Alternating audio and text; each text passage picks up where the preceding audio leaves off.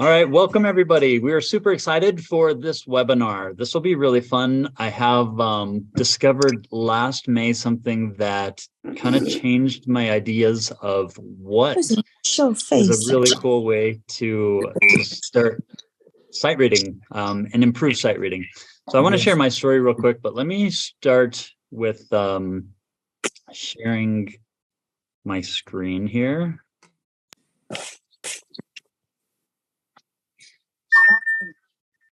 All right.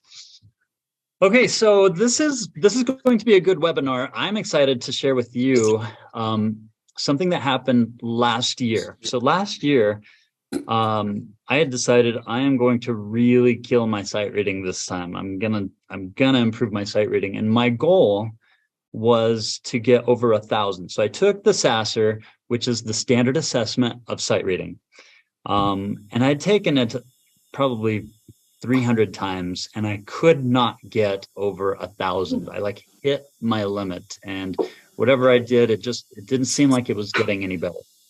It was kind of hit and miss. Sometimes I'd read more, sometimes I'd get real pumped up, but I never could get over 1,000 until last May. I started playing through the classical challenge. Now the classical challenge, I'll go ahead and show you what it is, but it did something inside of me that changed. I remember I started off and I said, my goal is to get 500 songs. I'm gonna play through 500 songs this month. And so I started playing through the classical challenge, and what they are is little excerpts of about 30 seconds to 50 seconds, maybe a minute, and you play through it. And if you get a 96%, you get a golden ticket, and that counts as one song. So when I got to the more challenging ones, sometimes I'd play through it 10 times, 20 times even on the harder ones, and before I finally got it. So you imagine I'm playing to a 96%, and I'm playing some of these songs 20 times. That's a lot of reading. But it was so engaging to me that I remember like 3 o'clock in the morning, my eyes popped open and my wife is sleeping. And so I snuck out and I went over to the piano, and I was just kind of sneaking, playing the piano, kind of like I was doing something mischievous. I didn't want to wake up the family, but I felt like, man, I should be sleeping, but I just can't. I was addicted to it. And I tried to think, what was it that was so different about this challenge than other challenges that I've done? What I had discovered was a couple of things. One, it had to be at a level that was difficult enough, but also attainable, that I knew I could do it. Sometimes if you get into something that's just too hard, it ruins your motivation. So it was kind of like an addiction. You guys have seen the research with video games, and they're very clever with how they make things hard enough, but not too hard. So it's a challenge, and then you get the reward, and it sends something to your brain. And so I couldn't put this down. What happened then about day 15 into this challenge was I thought, okay, I can actually feel myself getting better at reading. It was actually obvious to me. And so I went back into the sight reading challenge, the standard assessment of sight reading. I played it one time, and just like that, I was over 1,000. I was at, I think, 1,020 or something. I took it again just to make sure. I was at 1,052, 1,038. Every time I took it, I was now over 1,000. We sent out a survey to people asking what you thought was some of your biggest challenges. Some of you didn't know what the SASR was, or you haven't taken it. And so we wanted to know, how many of you have actually taken the SASR? How many of you have given the sight reading test to your students? We had, I think, 200 people respond. 7% of people said students don't like sight reading. They just don't like it. 31% said, I don't have enough time in the lesson to work on sight reading routinely. 25% of teachers said students won't read on their own. Students aren't motivated. That's a big thing. Like, if you're just not motivated, it's like pulling teeth to do it. Or there's not enough music at their level? Like, do you have a library and you know exactly what songs, like I was talking about, just that perfect level for them? It's hard to find those, and it can't be just like 10 songs. You have to read through hundreds, if not thousands of songs to really get good at sight reading. And it's hard to have that kind of content available and ready for your students. And then 26% of the teachers said all of the above. So let's go ahead and take a look. We're hosting at Piano Marvel these challenges because they're so amazing at helping people with sight reading. They're looking for events that rotate and keep them motivated.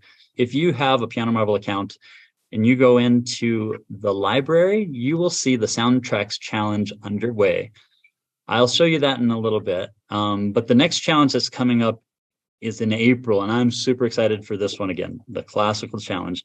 Maybe the biggest one is that November, December, the Christmas Challenge. So I would go ahead and put this stuff on your calendar for events for helping students get better at sight reading. Just tons of content. We're talking thousands upon thousands of songs right at their level. Let me show you the Soundtracks Challenge. So when you create a Piano Marvel account and log in, this is where you come, but you'll find the challenges in the music library. If I open the music library, you'll see the current challenge running. There's 23 days left, and you can view a leaderboard and the details. Let's just take a look at the leaderboard really fast. And you can roll up to the top and see Mark P from Canada has 407. I am going to try to catch Mark. But here's something cool. I'm having all my students do it. And you can see this is an 81-year-old student that I have. She just started piano a couple of years ago, and she now has 104. Like, her sight reading is going crazy. And so I can track this, but us as a group, and this is a fun activity, we're trying to catch up to Lori Dunn and Ann C and Cindy W. They're all in the 500 club, and we are in the 400 club. You might want to take your whole studio and say, let's just focus on sight reading and let's pass another studio. And you can do this every month because there's a new challenge every month. In the library, I open up this Soundtracks Challenge, and you can see there's a beginning level, really, really easy songs. And I'll just show you a couple of these. 1, 2, set, go.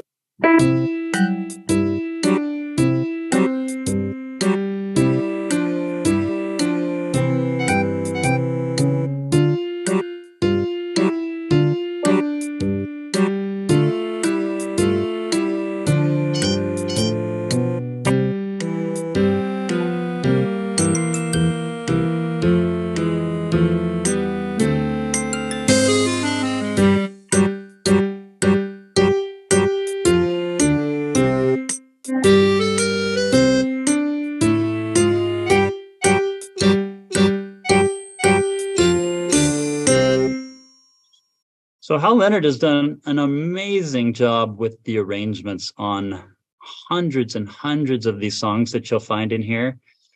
The next one, A Whole New World. This is really cool, but you can see they get harder and harder and harder in that beginning level, all the way through level 3 songs. How hard are those? Not too bad. Now, when you get into that intermediate level, they actually start kind of at a level 4.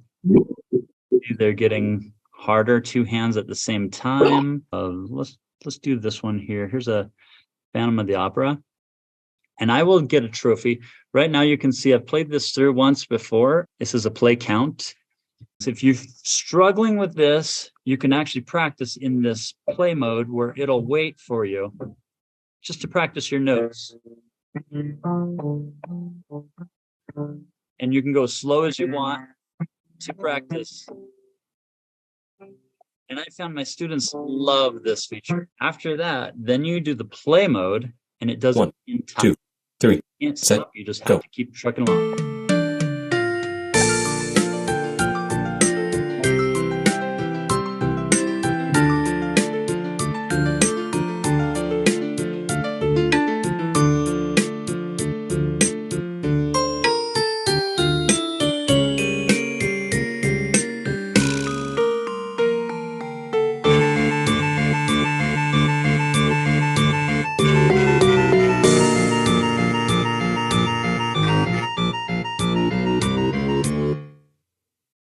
and I got a 97%. I get a golden ticket, and now I'm in 44th place with 85 golden tickets, and I can see my rank here if you want, but you can also see feedback of which notes, like I missed the B flat here. I played a B. So what I found is the magic of this is that you could play through this whole song, which is going to be like 3 minutes long, or what we've done is we've taken and just play sections of the song, because what happens is let's say you get a 92% or an 80%. What it makes you really want to do is do it again and again and again and again. And I've found some of the other contests, the songs were too long to really engage the students' minds.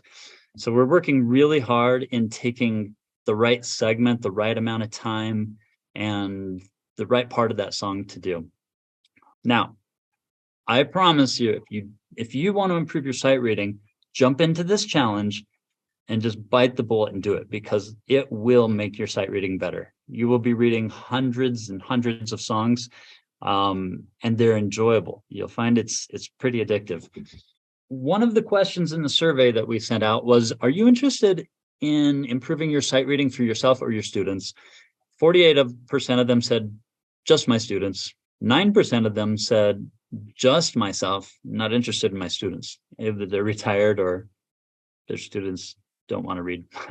And 42% of the teachers said, both myself and my students I'm interested in. This one is an interesting one. Are teachers teaching in groups? Surprisingly, 6% of you teach 9+ students in groups.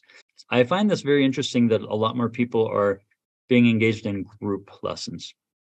What is your sight reading score?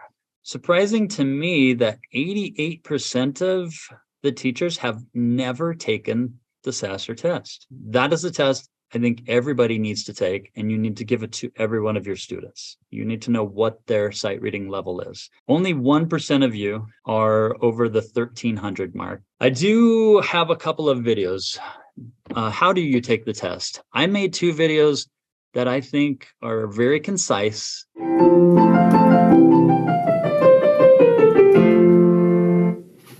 I have been here for 10 minutes getting my Sasser score on the Sasser sight reading test, and I just got a 1001. Let me show you in 3 easy steps how you can get your sight reading score with a free Piano Marvel account.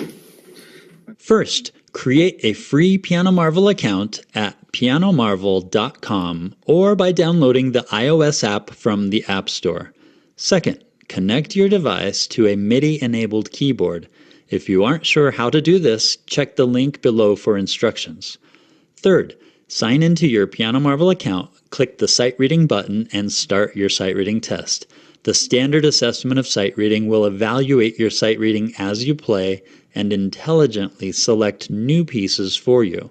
Once the test is finished, you will get your sight reading score along with information about how your score compares and ways that you can improve.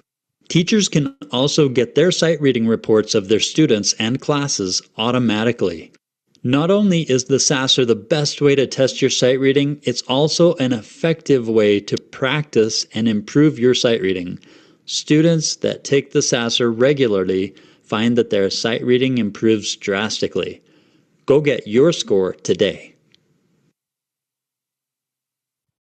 Now, what I noticed for teachers is sometimes they jump in and do the Sasser right away, and that I find is kind of a mistake for teachers, especially when they're showing students for the very first time. Let me show you this video and some tips that I think are really helpful. What your students' sight reading scores are? If you don't know what that is, let me show you.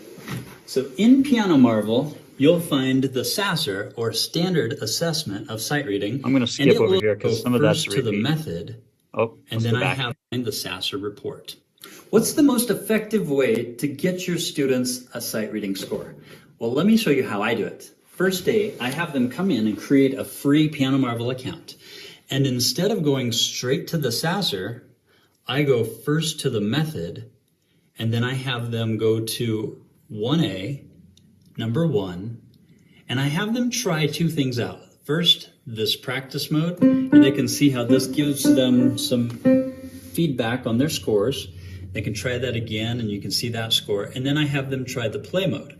Now, when they play this, they'll get a score, and then they'll know how it works. I have them do several of those, and then when they're feeling comfortable, at that point, I take them into the Sasser. Now in the Sasser, I have them start the test, and you have these choices. Just so you know, don't start with the beginner one because it goes very, very slow. I almost always start with the intermediate test, which will start at level 2, and then will quickly advance depending on how fast they do. If they fail that a couple of times, then you know they need the beginner test. It's also a great way to practice sight reading because you have unlimited music at your fingertips right at your level, and it pushes you to the next level. Joel, what are your thoughts with the Sasser? Could you share some thoughts with us?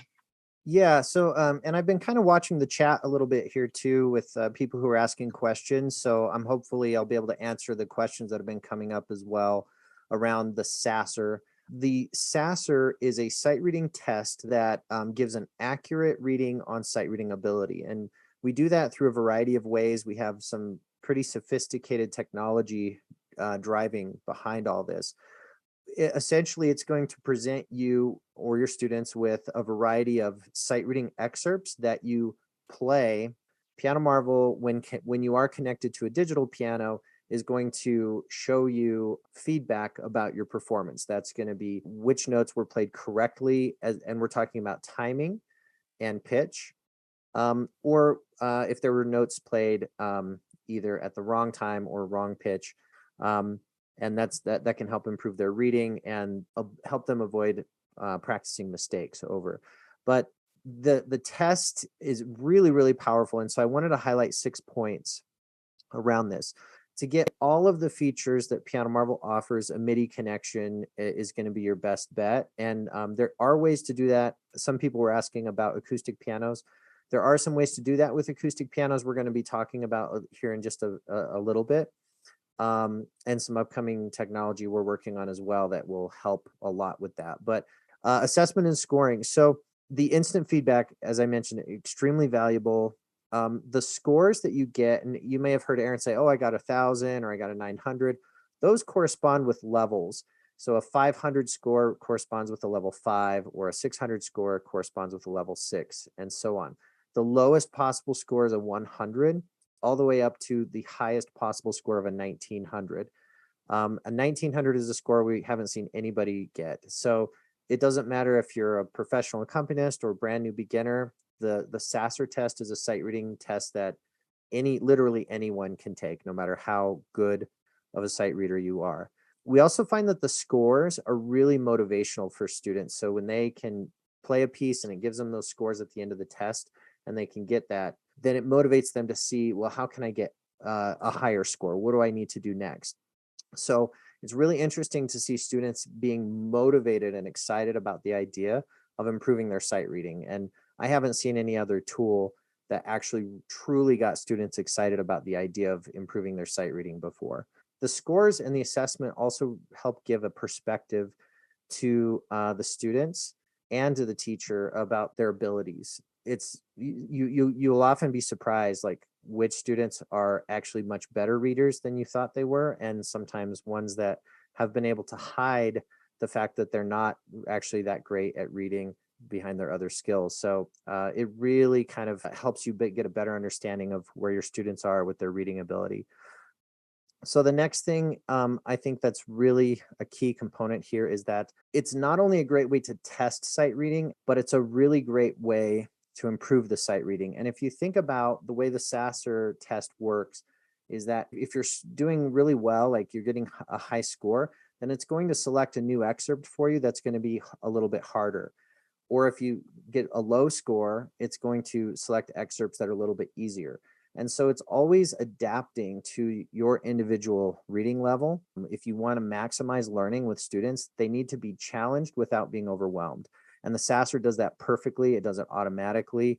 And this is one of the reasons it's really successful. We did a 30-day challenge one time with students where we said, hey, we want you to do the Sasser test every day for 30 days and see how you do. And we saw just immense improvement in their sight reading in that 30-day period.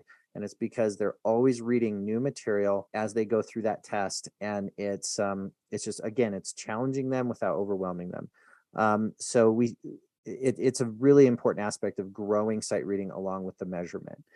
Gamification as well. This is something, again, I talked about how motivational it can be.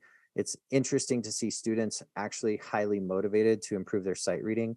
And the gamification of it is somewhat responsible for that. We work with a lot of piano teachers around the country, and we ask them questions about this. And many teachers, they just feel like it's an arduous task. They don't really know a clear way to approach it. So oftentimes they kind of ignore it, and they'll teach students songs by rote and just try to get them doing that. But then the reading always gets kind of neglected. So gamifying that process turns it into a fun and engaging experience for those students. And that's going to make it so that you don't really have to spend the time teaching them all the reading, or I shouldn't say teaching reading, but having them practice all the reading. It's a system that has it all contained.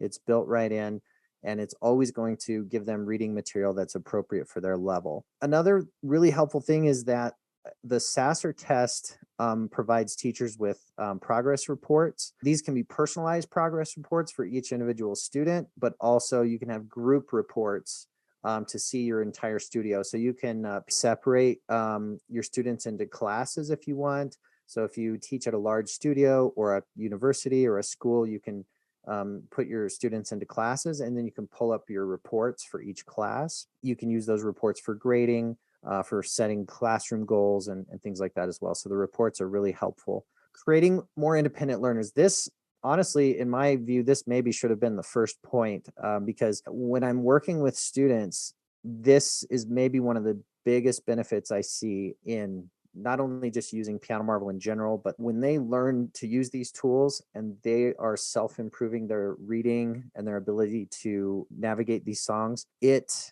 provides such a tremendous benefit to me as the teacher. We've heard sometimes teachers have a concern of, well, does this replace me as a teacher if they're learning on this app and all that? And I would say absolutely not. It does not replace the teacher in any way. What it does is it enhances the learning environment so that the students spend less time practicing mistakes. They can spend more time progressing through the lessons. I see that it accelerates their learning. And I do want to clear up one other point that I know is often a confusion point for teachers, and that is sometimes teachers are concerned that if they're learning to play piano using an app like this, where they see the timing and the cursor, that they worry that the students will not learn to play musically, and they'll play too rigid and things like that. What I find is the exact opposite experience. Students who, when they're practicing and learning in Piano Marvel, they're able to work out the note and rhythm mistakes even on their own. And I have students doing this at home mostly. And then when they come into the lesson and they've already worked out all the notes and rhythms, I don't have to spend any time going over wrong notes, wrong rhythms in a lesson. I can go straight into, oh, great, I can hear them play it. They're doing it in correct time and all that. Piano Marvel's already taken care of that part of it for me. So now I can focus on coaching musicality, which normally I would, previous to Piano Marvel, I never had very much time in my lessons to do that because I was always so busy correcting note and rhythm mistakes that they practiced all week. And those are hard habits for them to break in the middle of a lesson when they feel pressured and they're nervous. And now they realize they practiced it wrong all week. And it just becomes this tense moment for the student and a unenjoyable moment for the student. But when they've already worked that out outside of the lesson, we can have a lot more fun, and we can, again, focus on the things that only a teacher can teach in those lessons. So it provides a tremendous value to the students and to the teachers. And lastly, on this is the time saving. And I've already kind of touched on this a little bit, but when those students are self-correcting so much with the app on notes and rhythms, it saves a tremendous amount of time. Like I can't, until you experience it, I don't even know if it totally makes sense. It's something that I didn't even realize beforehand how much time I was spending in my lessons trying to get the students to correct things that they'd practiced wrong. Rhythms in particular were often an issue, or notes where they'd forget to play the right accidental or things like that. These types of issues have literally, like, they're not a part of my teaching life anymore. I don't deal with those problems anymore. What I can now focus on is making it a more fun and engaging performance with the students. So not only are my students learning faster, but they're learning to play more musically at the same time. So recently, a new university had picked up using Piano Marvel as the at Cincinnati University. And so Aaron and I just took a trip over there a few weeks ago and put together a little video. We'd like to show you guys this quick video. It's just a couple minutes long, and it kind of breaks down how Piano Marvel is being used in colleges, not only in group piano settings, but also for the purpose of assessing and improving sight reading. Piano Marvel has a huge repository of different pieces and exercises. So if you're using Piano Marvel, you can sight read a whole bunch of different things, and the SAS, or the Standard Assessment of Sight Reading, pulls from that and helps students, finds where the student is and gives them these exercises to improve their reading, and also gives them a score or way to see their progress through. Instead of just I'm sight reading something, it's I'm getting better at sight reading as I keep doing this every time. Music reading, note reading is really important to the outcome of the course. I've used Piano Marvel for this entire academic year so far. And before that, I used it just a couple times in private lessons, like with kid students, or to do a Sasser test just individually. But this is the first year that we're using it for group piano. I had found out about it in the AMT magazine, and specifically it was talking about the Sasser for sight reading. And I personally, I feel behind on my sight reading, or I did. It's really helped them to keep going no matter what, and just keep listening for the beat in their head so that they can imagine like that scrolling with them like it does on Piano Marvel. And I think that that's really, really helped their sight reading compared to previous semesters, because we would do the same type of activities, but you can only hear a teacher say so many times, keep going, keep imagining the beat. But it's so different until you actually feel it and hear it with something behind you just making you do that. So they've really, I think, improved, and that will help them a lot in their careers, because we do try to prepare them for that situation where they're in front of a choir and all of a sudden need to read something. We try and drill it into their heads that it's okay if you make a mistake. You have to just keep going. You have to just get in the rhythm. And so all of the sight reading practice that they've been doing has really helped with that. So we do formal settings of sight reading too, like tests and boards, but we do all this training with boot camps and Sasser and activities so that hopefully it becomes a little bit more second nature for them and they can really apply those skills. So I have them do one sight reading test each week. And then I also encourage them to create some personal sight reading goals, which could be I'm going to take it 2 times a week, or I'm going to sight read pieces in anything, Piano Marvel, the method books, wherever, for 5 minutes a day, something like that. And so they're always reading stuff. And Piano Marvel has, just like I said, a lot of music that they can pull from and do that with. So I tried it out for myself, actually, and I really liked it. And I figured it could be a good teaching tool for my students. So I did ask teachers in that survey, I said, how many of you actually have digital pianos? And I was kind of surprised to see that only 32% of the teachers, of that 200 teachers that answered the survey, didn't have a digital piano in their studio. 29% of teachers have more than one.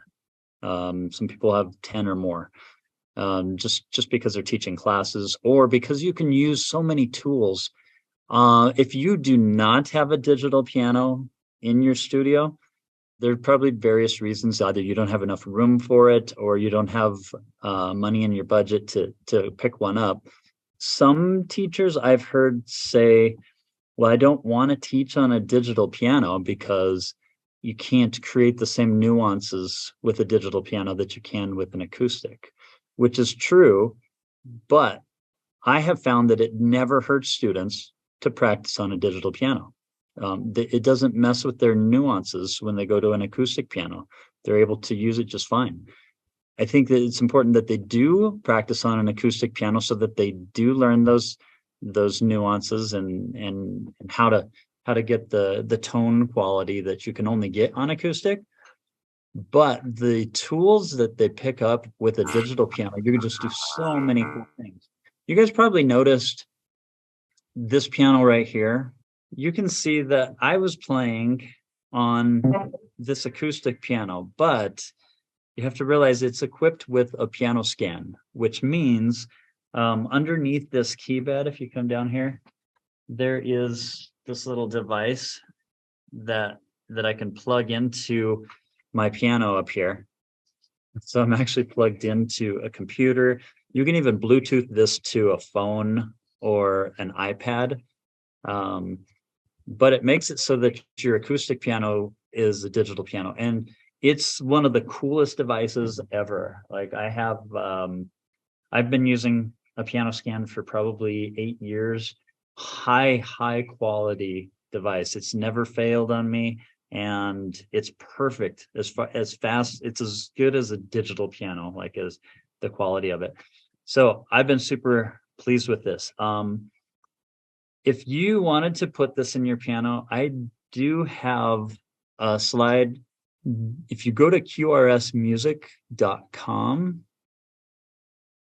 you can see how this thing is attached. They will actually send somebody over and install this for you professionally, but they just take the keys out and they put this underneath your key bed. And you can see this is colored black here.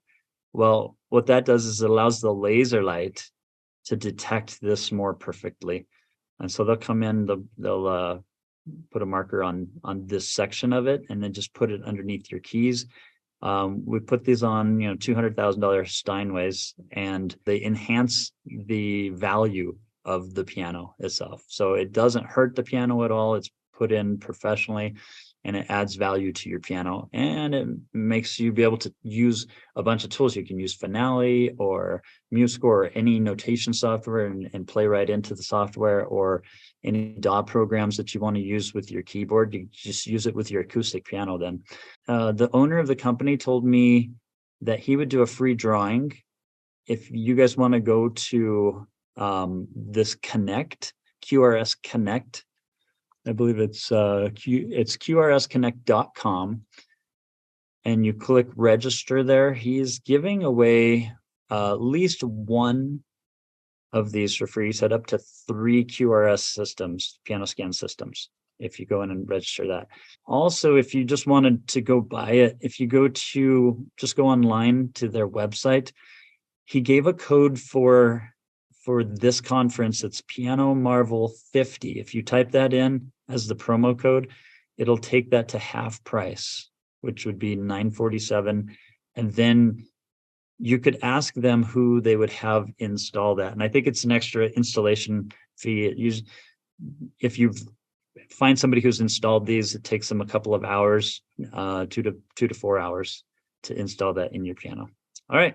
So that's the piano scan. If you have more questions, the deadline on that, I believe he told me, was March 17th to get that deal.